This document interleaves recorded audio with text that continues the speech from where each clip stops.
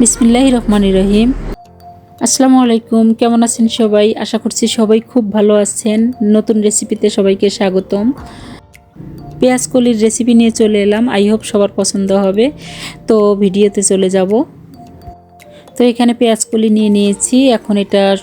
এখন পেঁয়াজ কলিটা বাজারে সবসময় পাওয়া যায়। তো পেঁয়াজ কলির এইভাবে যে ফুলগুলো আছে ফুলগুলো এভাবে করে কেটে নেব, সব ফুল কেটে নেব। এখন ফুলগুলোকে ছোট ছোট করে কেটে নেব। সবগুলো কলি এভাবে কেটে ভালোভাবে ধুয়ে পরিষ্কার করে নেব। চুলোয় প্যান বসিয়ে দিয়েছি, প্যানে এখন রান্নার তেল দিয়ে দেব। এখন প্রথমেই দিয়ে দেব দুটি আলু, আমি পাতলা করে কেটে নিয়েছিলাম, সেই আলু দুটি দিয়ে দেব।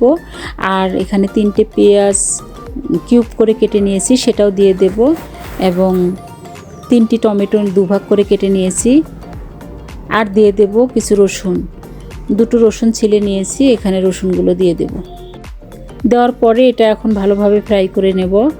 তো আশা করছি আজকের ভিডিও আপনাদের পছন্দ হবে। আমার ভিডিওগুলো যদি আপনাদের পছন্দ হয়ে থাকে আমার চ্যানেলটিকে সাবস্ক্রাইব করে আমার পাশে থাকবেন, আমার ছোট্ট ফ্যামিলির সদস্য হয়ে যাবেন এবং আপনাদের ফ্রেন্ডস ফ্যামিলির মাঝে শেয়ার করে দেবেন।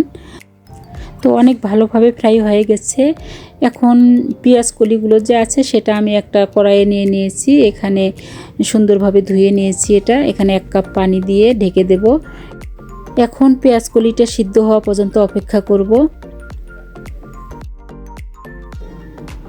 তো পেঁয়াজ কলিটা সিদ্ধ হয়ে গেছে। এখন এখানে 1 টিস্পুনের মতো তেল দিয়ে দিব, দিয়ে ফ্রাই করে নেব। এটা খুব একটা ফ্রাই করা যাবে না, করলে শক্ত হয়ে যাবে।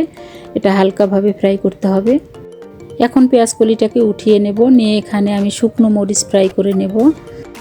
চুলোর ফ্লেম লো ফ্লেমে রেখে মরিচগুলো ভালোভাবে ফ্রাই করে নেব।